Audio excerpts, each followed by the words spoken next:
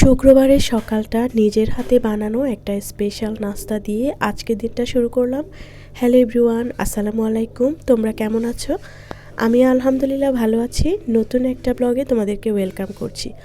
আজকের দিনটা অনেকটাই তাড়াহুড়োতে আমার সময় গিয়েছে, কারণ অনেকটাই কাজ ছিল।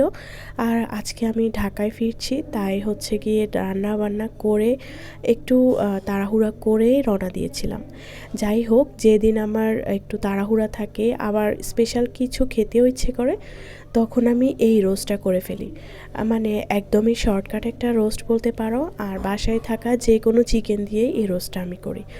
আর রেগুলারই যখন বাসায় নর্মালি আমার ব্রয়লারটাই বেশি থাকে, আর আমি তখন ব্রয়লারটা দিয়েই করি।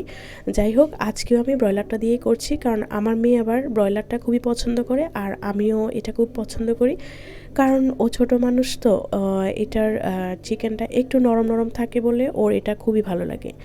এ তো দেখো, এটার কিন্তু রেসিপিটা আমি অনেকবারই শেয়ার করছি, তাই আজকে আর শেয়ার করলাম না।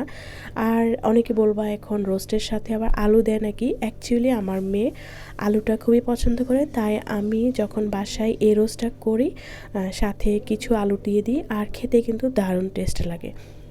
আর এটার সাথে আমি খুব একটা বেশি কিছু করিও না, একটু পোলাও করে নিই, সাথে চিকেন চাইনিজ সবজিটা করে নিই। আর সবজির আসলে আমি কোনো ক্যাপচার করিনি। তারপর আমি আমার যে প্লেট আছে, প্লেটটাতে আমি বাড়তেও ভুলে গিয়েছিলাম। তারপর ভিডিওটা দেখার পরে আমার মনে পড়েছে, ও আমি তো সবজি করেছি, কিন্তু আমি খেতে বলিনি, আমি কিন্তু খেয়েছি। যাই হোক, এই তো আজকের একটা সিম্পল মেনু দিয়ে দিনটা শেষ করলাম। রোস্ট ছিল, সালাদ ছিল, আর ভেজিটেবল ছিল, যদিও ভেজিটেবলটা আমি নিতে ভুলে গিয়েছি। তো তোমরা ভালো থেকো, সুস্থ থেকো। ছোট্ট ব্লগটা কেমন লেগেছে অবশ্যই জানাবে। আল্লাহ হাফেজ।